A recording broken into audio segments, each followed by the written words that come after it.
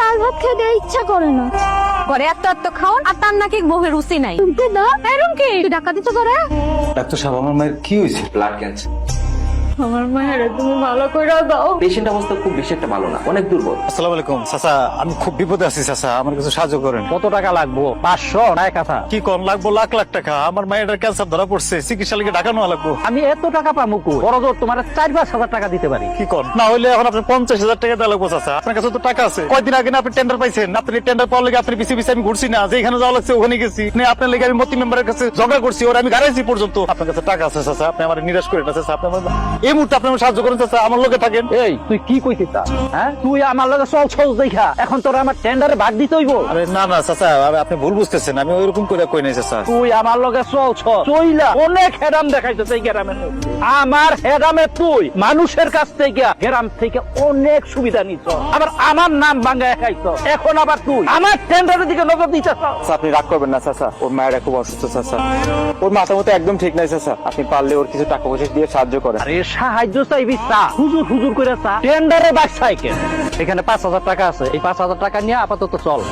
কি ব্যাপার? মেয়েটা অসুস্থ, ভীষণ অসুস্থ, মেলা টাকা লাগবো চিকিৎসা লেগে। ও ডাক্তার কইছে ক্যান্সার হয়েছে। এখন এত টাকা তো আমার কাছে নাই। আমাদের তো এখানে বিপদে ফেলে দিলা।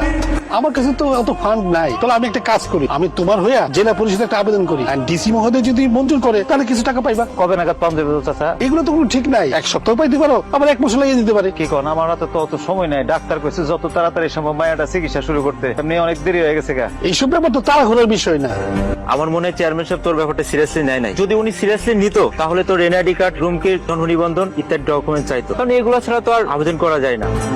জায়গা সম্পত্তি যেটা আছে আমার, সব বিক্রি করে যে টাকাটা পাবি এটা দিয়ে রুমকে চিকিৎসা করা। আজকে আমি কত টাকা কত পয়সাওয়ালা মানুষের কাছে কত ভাবে যে সাহায্য চাইছি, কেউ আমার একটা টাকা দিয়ে সাহায্য করলো না আব্বা, কেউ করলো না। মামুন বাইরে, এটা তোর ভাবির গহনা, ওর মায়ের দিছি, তুই রাখ। হ্যাঁ ভাই রাখো। তুমি কাইন্দ না, আমার এই বলটা নিয়ে গিয়া বেচা দাও।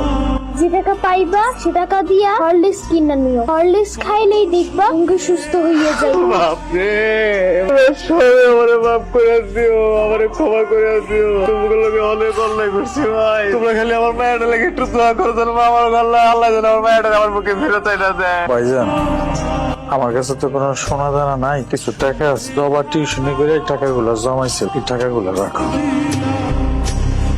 তুমি কোনো চিন্তা করো না, আমরা সবাই তোমার সাথে আছি। প্রকৃতির বিচার বড় কঠিন বিচার।